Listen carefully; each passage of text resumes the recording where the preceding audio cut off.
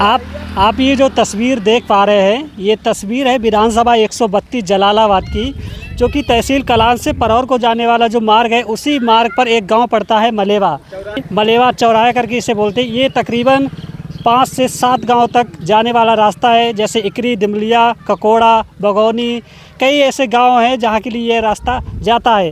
और इसी रास्ते से स्कूल के छोटे छोटे बच्चे, इस तरीके से आप देख सकते हैं बच्चे किस तरीके से पानी में घुसते हुए जा रहे हैं, जो एक सोचने और चिंता करने वाली बात है। हालांकि सरकार की तरफ से लगातार कहा जाता है कि हर गांव की जो सड़कें हैं वो पक्की होनी चाहिए, गड्ढा मुक्त होनी चाहिए, लेकिन उसका जीता जागता सबूत ये है कि आज भी ऐसी नौबत है कि बच्चे पानी में घुस करके अपने घर तक जाने के लिए मजबूर हैं। और सबसे बड़ी बात यह है कि बार बार शिकायत करने के बावजूद भी और कई बार इस बात का मुद्दा उठाने के बावजूद भी सड़कों के किनारे पे जो झाड़ियाँ खड़ी हैं, उन झाड़ियों का अभी निवारण करने वाला कोई नज़र नहीं आया। हालांकि कलान से परहौर को जाने वाला जो रूट था, उस पर शिकायतें कई बार की गई थी, हालांकि उसकी सफाई की गई, लेकिन सिर्फ खाना पूर्ति की गई।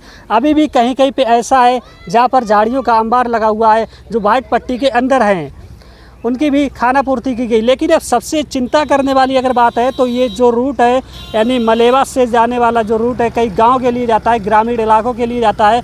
और इन्हीं इलाकों से जो आम जनता है, किसान हैं, मजदूर हैं और बच्चे हैं, स्कूल के बच्चे हैं, और आने वाले जो सावन का महीना शुरू हो रहा है, इस सावन के महीने में इसी रूट से कुछ कांवड़िए भी अपनी अपनी कांवड़ लेकर के गुजरेंगे। अब देखने वाली बात होगी कि इस दंडल के बीच से घुसकर के आदमी कैसे गुजरे, कैसे दंडल से। और एक चीज़ और भी दिखाएं, यहाँ के कुछ ज़मींदार लोग ऐसे हैं जो यानी अपनी ज़मीन को लेकर के सीधे उन्होंने मिट्टी फुटपाथ पर ही डाल दी है, जिससे कि पानी अगर निकलने का होगा वो भी नहीं निकल पाएगा। और दूसरी चीज़, फुटपाथ के किनारे पर जो नाले बनाए जाने चाहिए, नाले भी यहाँ से गायब हैं पूरी तरीके से। हालांकि जहाँ पे देखो वहीं भ्रष्टाचार की गंगा बह रही है। ये ऐसा कलान तहसील क्षेत्र में हो रहा है। अब यहाँ पर तमाम यानी स्कूल के बच्चे भी हैं, गाँव के लोग भी हैं और यहाँ से गुजरने वाले लोग भी हैं। इन लोगों से बात करेंगे कि आखिर ये समस्या कब से बनी हुई है और इस समस्या का समाधान के लिए कहाँ कहाँ गुहार लगाई है, और गुहार अगर लगाई है तो उसका क्या नतीजा हुआ है। आइए, हम यहाँ की स्थानीय, कहाँ से आ रहे हैं आप लोग? इसी गांव के रहने वाले हैं। ये समस्या कब की बनी हुई है? समस्या हो गए 3-4 महीने। 3-4 महीना जब से बारिश हुई है।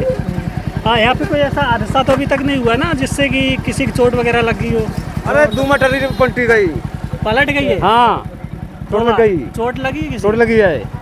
तो आपने यहाँ के ग्राम प्रधान हो या फिर जिला पंचायत सदस्य हो या फिर कोई विधायक हो, किसी से गुजारिश की इस चीज़ की? रात कैसे करा जाए, कोई नहीं सुन रहा है। हाँ, कब बोला था, क्या क्या कह देते? कई बार बोला, कोई नहीं सुनने वाला है।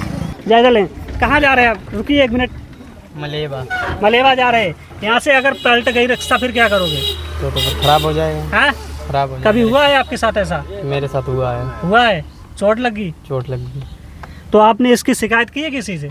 अभी तो किसी से नहीं। और आप इतना लोड भर के लेके जा रहे हैं, अगर इसमें सुना है कि इसमें गहरे गहरे गड्ढे भी है? आए तो गड्ढे पता है आपको कहाँ है? ये नहीं पता, अभी दूसरी तरीके इसके साथ में निकाल लेंगे। दूसरी के साथ में निकालेंगे? अब मैं तो गुल्ला का रहने वाला हूँ। गुल है गए। आपको पता है कि आप दूसरे इलाके के रहने वाले, इस इलाके में जा रहे हैं, इसमें गड्ढे हैं गहरे गहरे, अगर ये पलट गया फिर क्या करोगे? पलट गया तो नुकसान होगा। नुकसान? और तुम्हारा भी नुकसान तो होगा। मेरा भी होगा।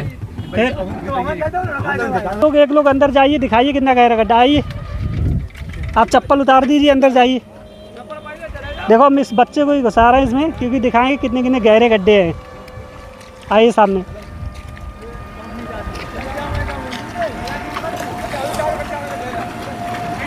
ये देखिए, इस तरीके का दंडल है इसमें, और इसी में से छोटे छोटे बच्चे जाते हैं। और ये रिक्शा देखो अभी लोड भरा हुआ है, अगर इस पर किसी भी तरीके कोई भी हादसा हो जाता है, कौन उसका जिम्मेदार होगा बताइए?